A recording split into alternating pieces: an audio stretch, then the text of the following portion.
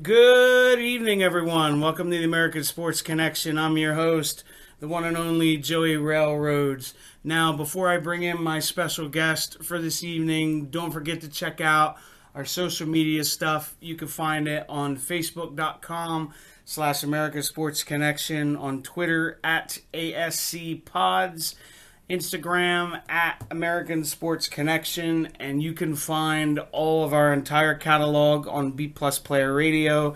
Best way to find that is on Twitter at B Plus Radio. All right, now we have a very special guest this evening. We have the Hitman for hire himself, Mr. Grimm. Mr. Grimm, how are you doing this evening? Mari, how about yourself? I'm doing well, man. Now, how did you, well, actually, what would be your first memories of professional wrestling growing up? I would have to say the first memories that I had was just, everything Hulk Hogan. I would have to say Hulk Hogan, was a big inspiration for me. And as a kid, I just wanted to be Hulk Hogan. I would even go find T-shirts and try to rep them like he did. And I was very unsuccessful every single time. Yeah, I was a big Hulkamaniac. I remember, I think it was when Earthquake attacked Hulk Hogan on the Brother Love show.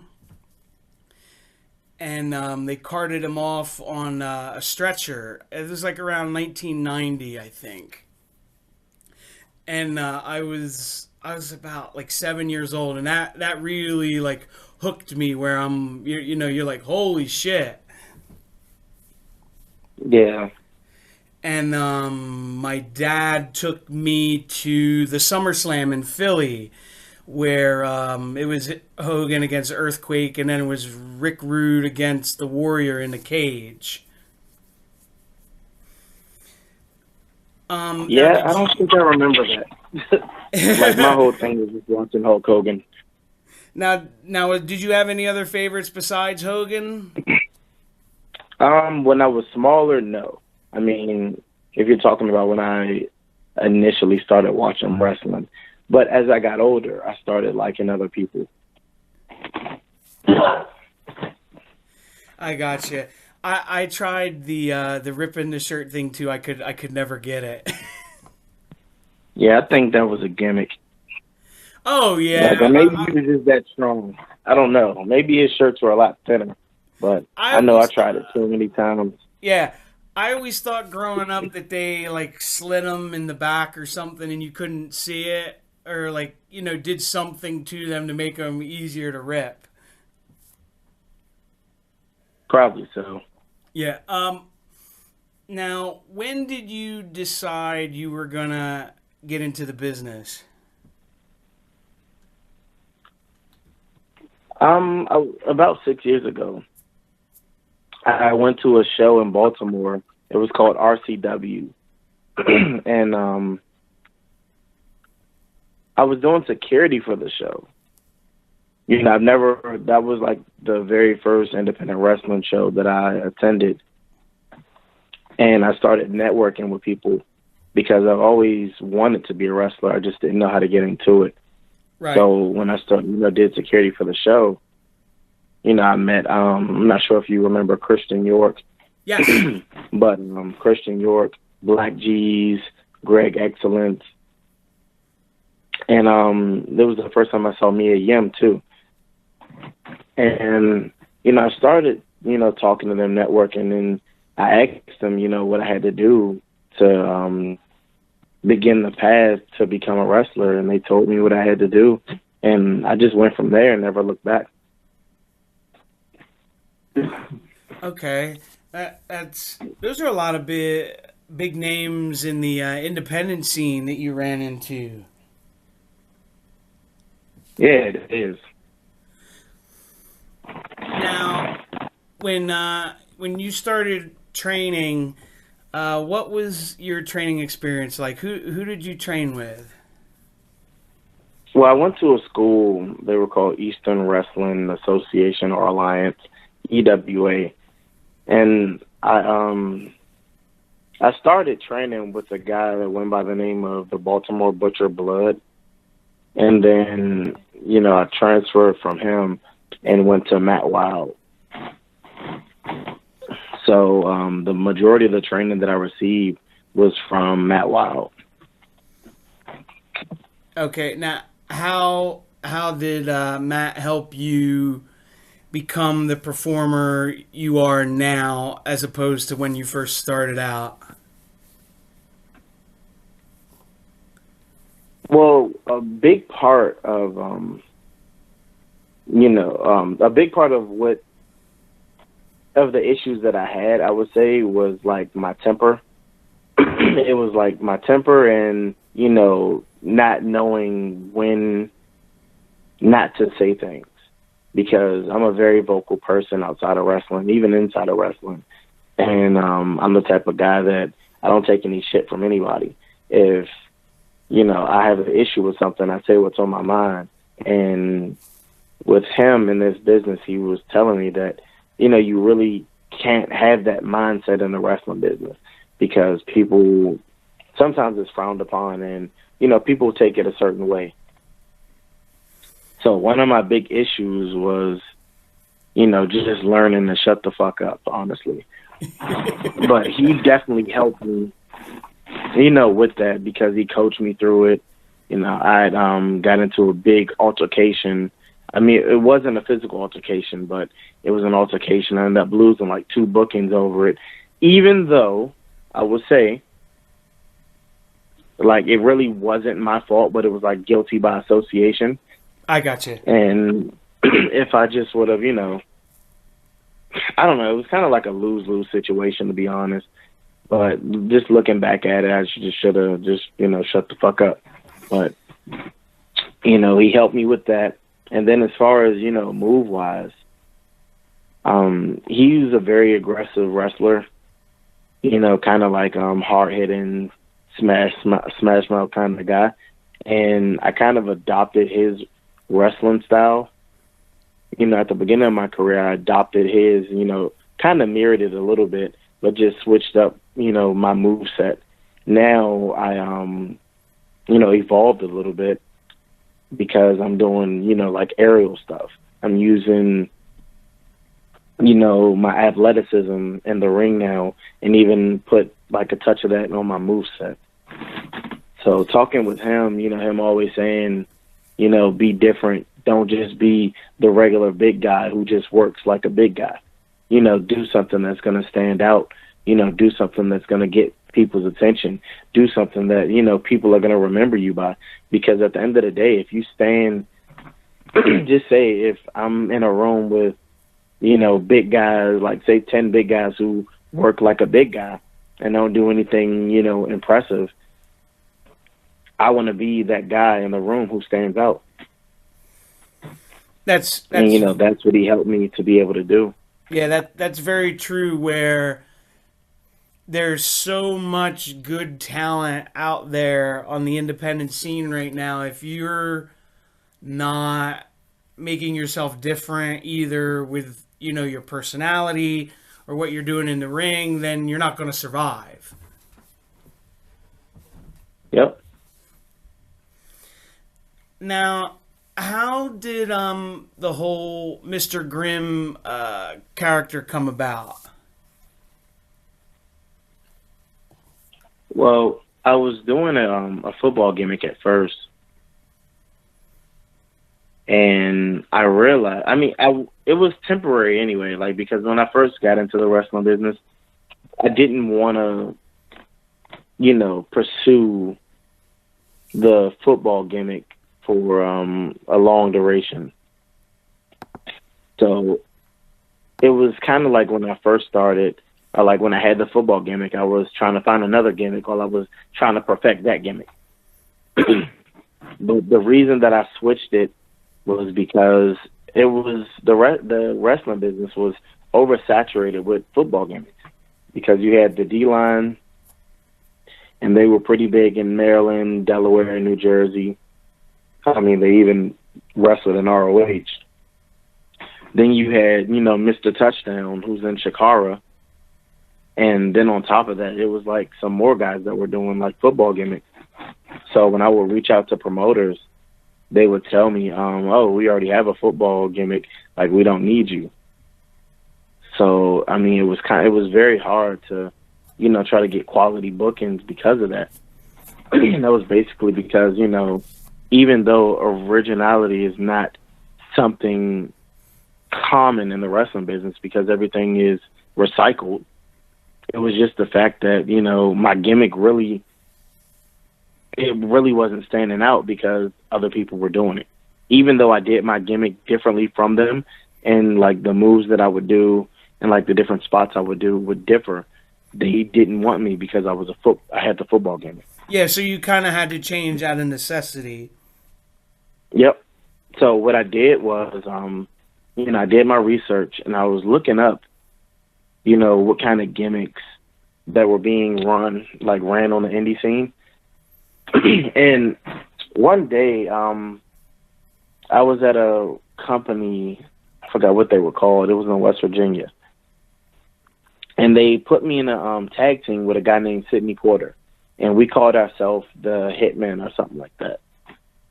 So once we broke up, I was looking, I'm like, yo, the Hitman, like, now that I'm alone, I could be a Hitman. How many people are actually doing like the Hitman gimmick? And I was looking, you saw Mercenaries. I mean, you had Danny Moff and his partner. They were called like the Hit Squad. So, I was like, I don't really see anybody doing a Hitman gimmick. So what I did was I took that information and ran with it. So I was like, all right, since nobody's doing a Hitman gimmick, I'm going to, start doing a Hitman gimmick. So I started putting everything together, and it took a while because, just trying to get all my ideas together, because I had to come up with gear, had to come up with, what my style was going to be, what my look was going to be, my move set, because it couldn't be the same thing that I had when I was doing the football gimmick. Because, with a Hitman, you're like more methodical. Football, it's like you're more out there, energetic. And it totally, just changed, my whole style, my whole movement, and just the way that I work, doing this gimmick. So, I mean, honestly, I would say switching to this gimmick was probably the best decision that I could have ever made. And, like, when I started the gimmick, it was okay, but it was, like, missing something. So, like, one day my, my mentor, her name is Nala Rose, she contacted me and was like, hey, Amazon has body bags on sale for $20. Take that information and do what you want with it.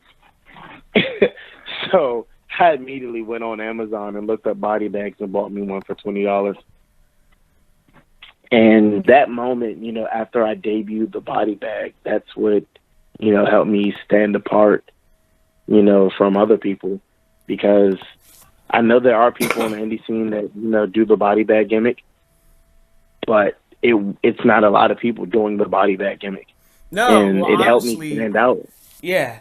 What I was going to, not to cut you off, when I first saw you do that, it reminded me of The Undertaker when I was a kid. Yep, and that's what people, they'll say. They'll be like, oh, gimmick infringement, you're doing what The Undertaker did. And then I tell people, oh, well, I guess since I'm doing what The Undertaker did, I guess I can't do a leg drop because Hollywood Hulk Hogan did that. I guess I can't do an arm drag because Ricky Steamboat did an arm drag.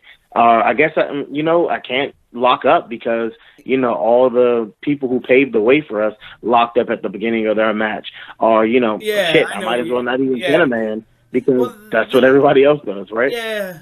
Well, this is my thing. It would be different if the Undertaker was doing it right now. He hasn't done it in like almost 25 years. Exactly. So I personally liked it because I thought it was something different that I hadn't seen in a long time. Yeah, and that's and that's the thing about it. Like, if you're doing something that somebody's doing currently, I can understand people, having something to say about it. But if it's something that hasn't happened in like over 20 years, like, what's the deal? Like, shouldn't even be an issue. No, I agree with you, but that's pretty cool how that all came about. Where you, with you with the body bag, I just like it because I personally, at least in the New Jersey, New York, Pennsylvania area, I haven't seen anybody else doing it. Yeah, I mean, don't get me wrong. There are a couple of people that are doing it right now. Like one, it's a guy out there. I really don't want to say his name Ah, because don't worry about it's kind of vulgar, but I'll just put it the N-word taker. Oh no! Yeah, he does the body bag I gimmick. didn't. It's a guy. To be completely honest with you, I didn't even know he was still working. Yeah, it's funny because last year he contacted me and he like hit me up and I really wasn't I didn't know who he was. So he was like, "Hey, what's up?" I was like, "Hey, how are you?" He was like, "Oh, I see that you do the body bag gimmick too," and kind of put the two in like quotations. I'm like, "Oh, where the fuck is this going?" So, Oh man, that's funny. it was pretty. Yeah, I mean, he was pretty cool about it though. I mean, he just let me know that he was doing it as well, and I mean, I respected that because some people though. I had one guy who contacted me, and another reason why I changed my gimmick. I forgot to tell you, it was a guy who contacted me. He hit me up on my because my last gimmick name was TNT Boom, and a guy hit me up and said, that he wanted me to stop using the name because he had already trademarked TNT. And then I told him, even though you trademarked TNT, my name isn't just TNT. It's TNT with a boom at the end.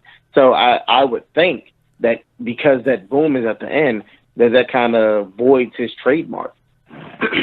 Wow. But he sent me, the paperwork, and I looked at it and he had it trademarked. So I was like, oh, whatever. Like, that just helped me expedite the process, just so I wouldn't have to deal with it. Yeah, exactly. That's crazy to me. Only in wrestling would you hear something like that. Tell me about it. I'm just saying the stuff that we deal with. Now, what I was curious about as well was you do the body bag. How did the briefcase come along with you with the whole gimmick? Well, when I was coming up with the gimmick, I was looking, like I did, research on, different type of hitman. And, like a lot of hitmen, they have some kind of briefcase that they, carry their tools in. Me, I decided to get a bigger one, and I was like, all right, if I'm going to carry a briefcase, to like the ring or something, why not have my body bag in it? Because, who's really going to expect it to be a body bag inside of my briefcase? A lot of people, they're wondering, they're like, oh yeah, my briefcase is an enigma because they don't know what's in it. All they see is like a briefcase, and the first thing they say, oh, it's money in the bank.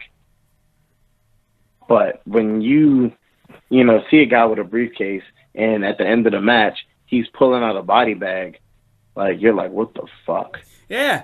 Well, honestly, when I first saw it, and I'm dating myself when I say this, it reminded me of IRS and Money Inc. back in the day. Yeah, a lot of like some people they compared me to him too.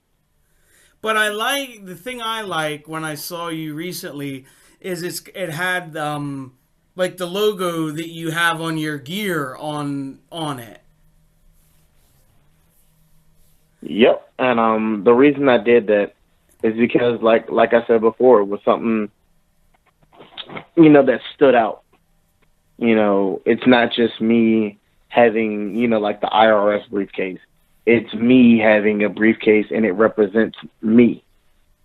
It has my logo on it and like it represents who I am and what I do.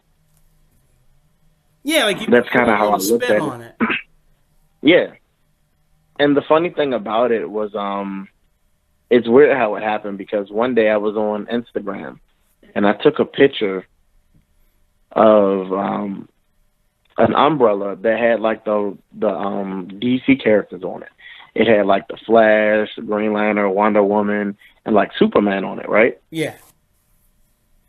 And I hashtag, like comics and Marvel and all that other stuff. And a guy, he liked it. And, like me, I didn't really have a lot of Instagram followers back then. So I checked him out and come to find out he was a comic book artist. So I contacted him and, we talked, I let him know that, hey, I was a wrestler and I was looking to change my gimmick. And he offered to, help me come up with the graphics and the look for it. So all of my graphics, the look that I have like right now, he's the guy that drew it up. That's awesome.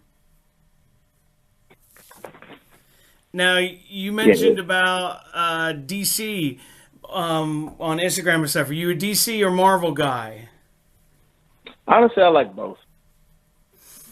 I know. It's not really one in particular that I can really. I mean, you know what? Let me. I would have to say I like Marvel better now.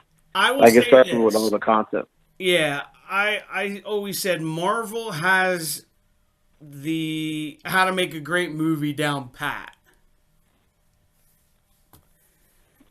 Like, Yeah, it they've just been doing seems a like hell of they a job. always make good ones. Yeah, I'm trying to remember. I tried to watch. I think it was Superman versus Batman, and I just couldn't get into it. It didn't do it for me. Really? How didn't you like Superman versus Batman? My son says the same thing. I didn't care. I don't know. Maybe it was too heavy dialogue based. That was like one of the best movies that I've seen from them. I will tell you this. Have you seen the new Avengers? Yeah, I did. I saw it like twice. Yeah, I took my 10-year-old to go see it. It was like a week after it came out. He cried about with Thanos, and he was so upset. Yeah, he wouldn't. It was accept. a very the ending was very emotional, especially with people that really don't know what's going on. Oh, absolutely. Because me, as soon as I saw it, once I saw that everybody got snapped away, or let me rephrase that, half of the people got snapped away. Yeah. The first thing that I thought was, hey, somebody's gonna use that little time stone and reverse the time. Just like he did when they re-killed that dude. Like, that was probably like one of the worst parts of the movie. Oh, when they got Vision. Yeah, it was like his girlfriend had to kill him. And then all of a sudden, he just brings them back to kill him again. I was like, wow. Yeah, just like some Mortal Kombat stuff. Yeah, I'm just like, I was like, man, they didn't have to do my man like that. They did him dirty. Very. Oh, man. Now, you had been on GTS with Grimm, Grimm's Toy Show and all that stuff. How did that all come about for you? That's a funny story. It's because one day somebody was watching Raw, and they tagged me in a picture where it said Kurt Hawkins fears Grimm. Oh no. So, somebody tagged me in that picture, and they was like, "Hey, Grimm, I think Kurt Hawkins is afraid of you." I was like, "What the hell is this?" So then I start seeing it on Twitter, and it was like the whole Grimm's Toy Show stuff started coming up. So I started tagging him, and stuff, and then like just one day, I think it was Bear Bronson. I think Bear Bronson contacted him about getting me on there, and then he hit me up, and it just went from there. Like from the first video that I did, it got over 150,000 views. Wow. And then I think the second video I did that one had over 170, 190,000 views, and that was of me doing the 450. So, it's a great experience. I know he gets a lot of backlash from different people because they say that he's untrained and he's a disgrace to the business. I'm gonna be completely honest. Grimm, regardless of the reputation he may have with other people, he's been nothing but professional and good to me. So, I don't have any issue with him. Like, anytime you can get somebody like that, because remember, he pretty much started off in the backyard, and now he has people in WWE, or that used to be in WWE, on his show. Yeah. That says a lot. Right, I was always told, don't go by what you hear other people say about someone, go by how they treat you. Yeah. Because I agree with you, he's a very polarizing figure in indie wrestling. That is true. That is true. And I mean, I don't know if you saw the situation that happened where, I guess allegedly he was attacked by, two indie workers. Yes. I mean, I don't really approve of that at all. I mean, regardless of how you feel about them, I mean, come on now, you have to be professional. Right. Because at the end of the day, there's a certain way to go about things, and I don't think that was the right way to do it. It really wasn't. I mean, and especially because he's one of the guys who, the reason that he's being brought in on somebody's show is so they can get his publicity. Because every video that he posts, it gets at least 100K. Everywhere that I go now, every state that I wrestled, I've been from Las Vegas all the way down to Florida, Tennessee, Maine, Canada. Even in Canada, somebody has recognized me from Grimm's Toy Show. That's crazy. And my thing with that is, at the end of the day, if a company's bringing him in, it's because he's going to sell tickets. Exactly. I mean, and the kids love him. I don't even know what it is about him, but the kids love him. Yeah. It's funny because I did a show in Massachusetts, and some kids came up to me and they're like, "Oh, we saw you on Grimm's Toy Show. Oh, you gave to 450. Oh, I don't like you because you beat up Vlad, and Vlad is my favorite wrestler on there." I'm like, what the hell are you talking about? But no, it was funny because at the end, after the show, they asked could they take a picture with me, and it was like, "Hey, can you send that to Grimm for us, please? We want them to see that, we're his supporters." And I'm like, these are when you have a fan base and you can reach kids like that, I mean, that means a lot. Absolutely. I mean, granted, his show might not be the most kid-friendly show, but it's still, the kids love it. Hey, he's doing something right. Exactly. Now, you've been using, at least when I've seen you wrestle, as your finisher, the a twisting tombstone pile driver. When did you and how did you decide you were going to use that? All right. So this was back on probably about 5 years ago. Probably about 5 years ago when I was still training. This is before I parted ways with EWA, and I looked online, and because I was looking for, moves that would stand out, and I was like, hey, I like the tombstone, but like, what's a way that can, like make it different? So then I was like, what if I put a spin on it? Then I looked up videos to see if anybody did it. And, Just Incredible's, the That's Incredible video came up. And then there was another video of a guy, I don't know who he was, but he was inside of a cage and he was spinning around and then kind of just did a tombstone from out of there. And that was the only video that I've seen of that. So when I saw it, I was like, you know what? Let me do that because not a lot of people are doing it. So I started, training. I told my trainer, what I wanted to try, how I wanted to try it. So he told me what I needed to do and how I would need to do it to make it safe.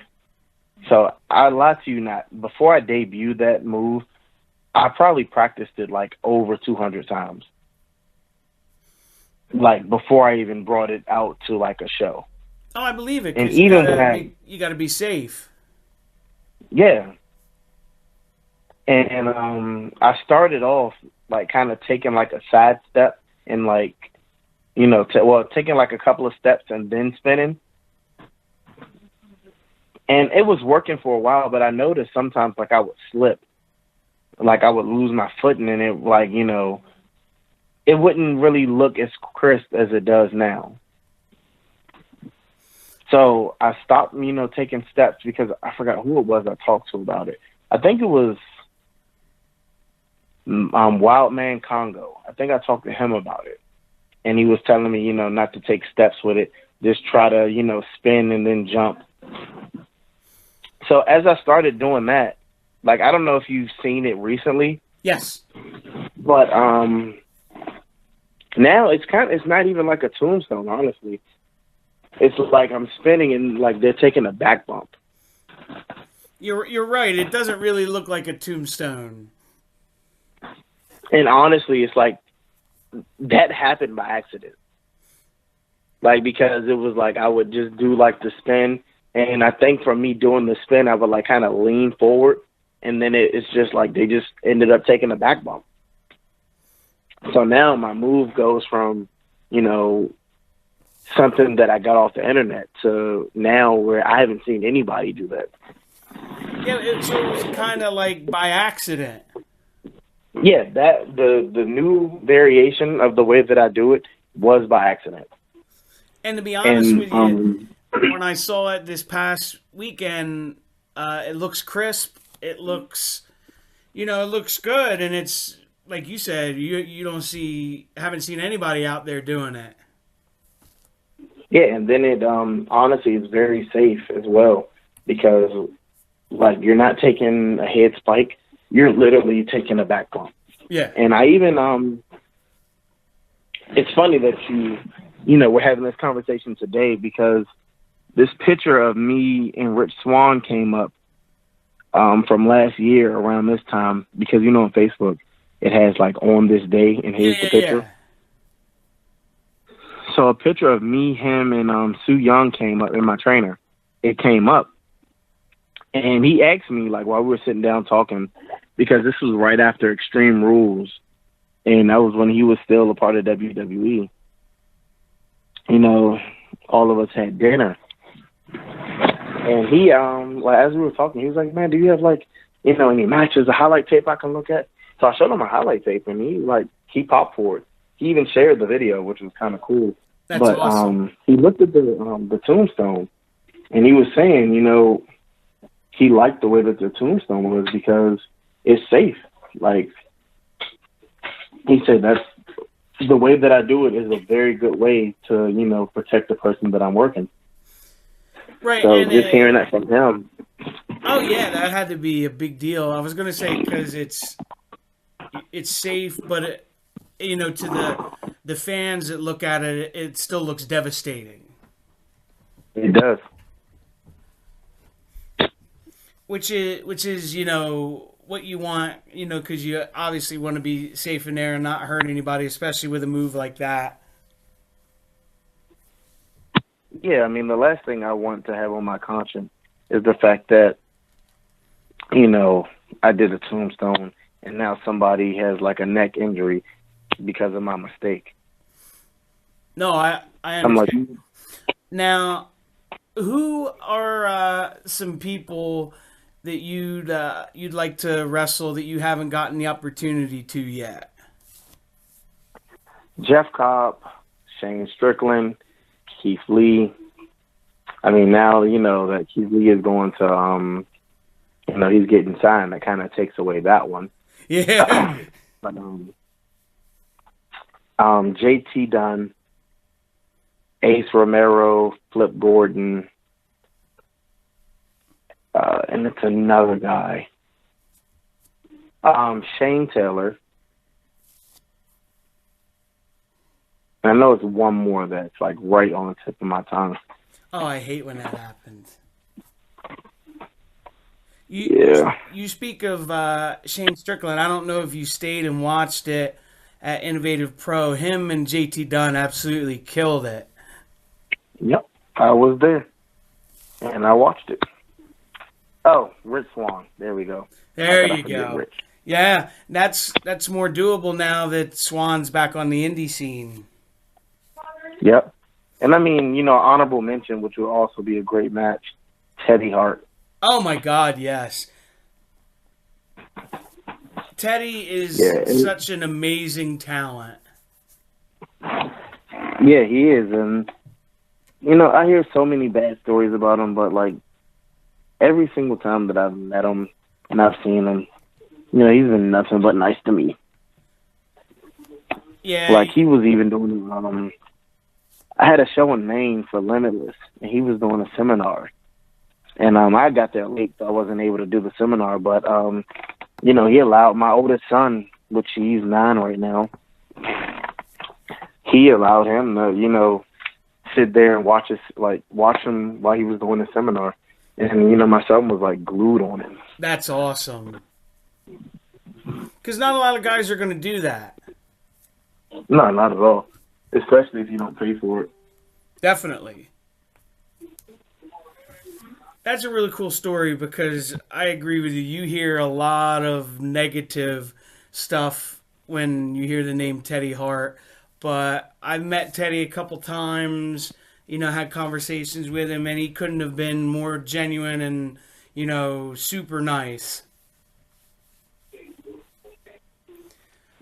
Yeah, I don't have anything negative to say about him.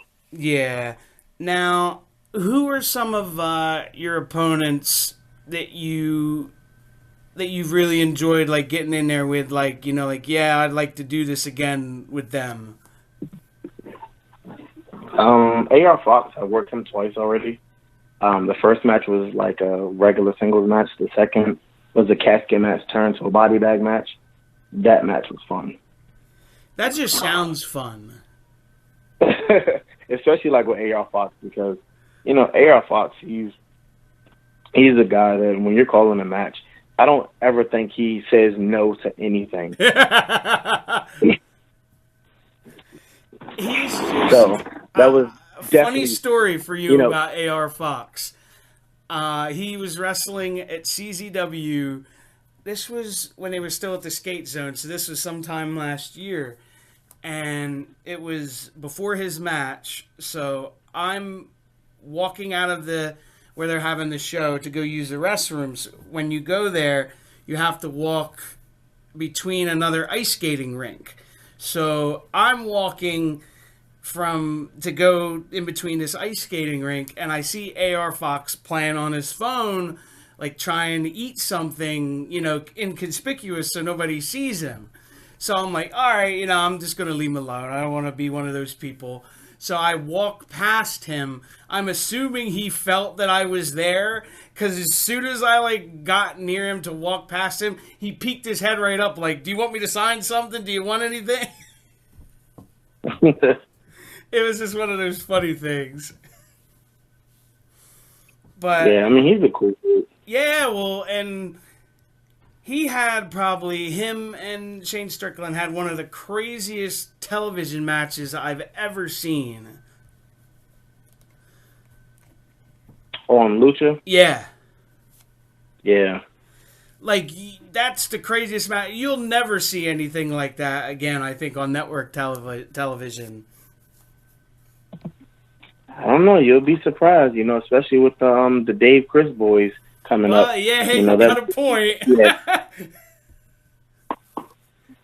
Like they You are have a doing very valid point some there. good things. Now, what can the fans expect from Mr. Grimm in 2000, the rest of 2018 and beyond? Well, that last word that you said right there, beyond, hopefully, that's one of the companies that I've been trying to, actually debut for. I've done a lot of their studio tapings, but I'm trying to, do one of their main roster shows. ROH is another place that I'm trying to get into. Honestly, it's just sky's the limit. Anything that I can do or that I have an opportunity to do, I'm going to try to do. Because, like I tell everybody, I wasn't trained at a credible school. I wasn't, trained by a credible trainer. Nobody really knows who my trainer is. It's not like I can just, like some people, they'll be like, oh, yeah, I got trained by Dave Chris. Or, I got trained by, like Pat Bunk or Kurt Hawkins. And, they know the name. Yeah, I know what you mean, where it's like you have to work 10 times harder. Yeah. And that's what I'm going to keep doing. I'm going to keep on, making waves the way that I'm doing, getting opportunities and killing every opportunity that I can.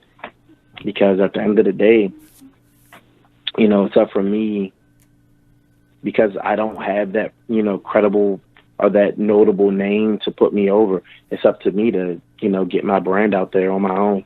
So that's what I'm going to keep doing. Absolutely. Now, if people want to contact you on social media, how can they reach you? Well, I've made it very easy for any and everybody to be able to contact me. If you go on Google, go to the Google search, just type in the Hitman for Hire, Mr. Grimm with 1 M, and it'll, like, all of my platforms will come up, like, right on Google search. And the first thing it'll pop up is my Facebook like page. You can, go on there, like that. Like, my Twitter will pop up. You can contact me on either Twitter, Instagram, via Facebook, on my like page. There you go. Simple enough. But on that note, we're going to get out of here for tonight. Don't forget to like, comment, subscribe, share, give it a thumbs up, all that stuff. And we'll see you back next time.